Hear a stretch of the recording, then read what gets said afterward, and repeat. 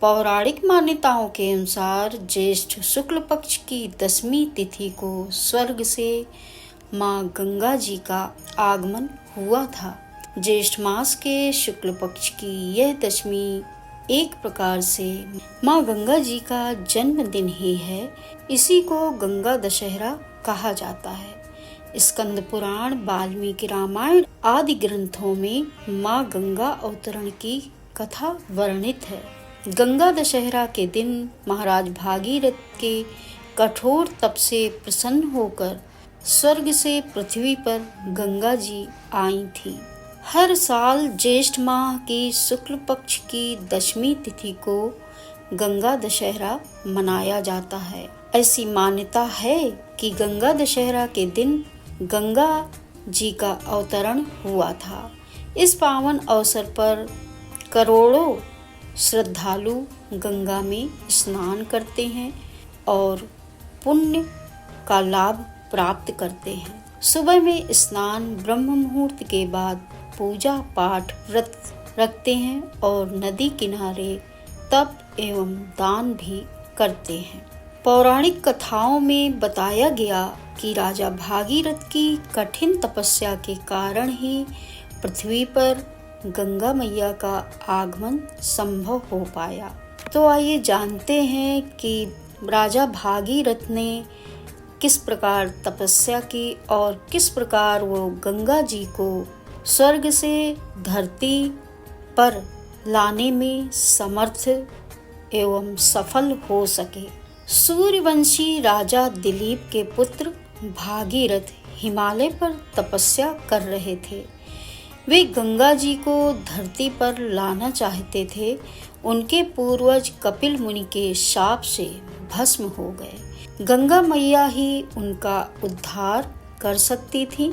गंगा मैया उनकी कठोर तपस्या से प्रसन्न हो गईं। महाराज भागीरथ ने धीरे स्वर में माता गंगा की आवाज सुनी और बोली, वो महाराज, मैं आपकी मनोकामना पूर्ति हेतु धरती पर आने के लिए तैयार हूँ, लेकिन मेरी तेज धारा को धरती पर रोकेगा कौन? अगर वह रोकी न गई तो धरती के स्तरों को तोड़ती हुई पाताल लोक में चली जाएगी।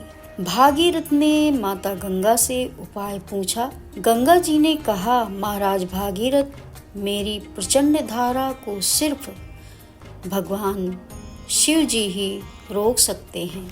यदि वे अपने सिर पर मेरी धारा को रोकने के लिए मान जाएं, तो मैं पृथ्वी पर आ सकती हूँ।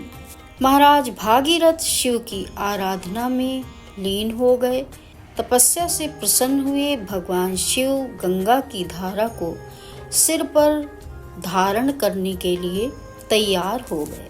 ज्येष्ठ मास के शुक्ल पक्ष के 10वीं तिथि के दिन जटा खोलकर कमर पर हाथ रखकर खड़े हुए। भगवान शिव जी अपलक नेत्रों से ऊपर आकाश की ओर देखने लगे। माता गंगा की धारा हर हर करती हुई स्वर्ग से शिव जी के मस्तक पर गिरने लगी। जल की एक बूंद भी पृथ्वी पर नहीं गिर रही थी। समस्त गंगा शिव जी की जटाओं में समा गई। राजा भागीरथ के प्रार्थना करने पर भगवान शिव जी ने एक जटा निचोड़कर गंगा के जल को धरती पर गिराया। शिव जी की जटाओं से निकलने के कारण माता गंगा का नाम जटा शंकरी पड़ गया। माता गंगा के मार्ग में जुहू ऋषि की कुटिया आई तो धारा ने उसे बहा दिया। क्रोधित हुए मुनि ने योग शक्ति से धारा को रोक दिया। राजा भागीरथ की ने प्रार्थना की तो ऋषि जी ने गंगा को मुक्त कर दिया। अब माँ गंगा का नाम जानवी पड़ा। गंगा जी की धारा राजा भागीरथ के पीछे पीछे बहने लगी तो माँ गंगा का नाम भागीरथी भी पड़ा।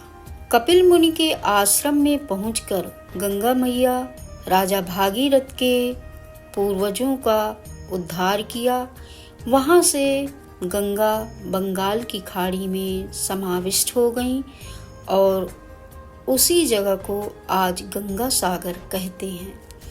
इस प्रकार राजा भागीरथ ने कठिन तपस्या करके गंगा जी को धरती पर अवतरित किया और अपने पूर्वजों का उद्धार किया। माँ गंगा सभी के पापों को नष्ट करती हैं। माँ गंगा में स्नान करने से सभी व्यक्तियों के पाप नष्ट होते हैं और पुण्यों का लाभ मिलता है। जय गंगे मैया।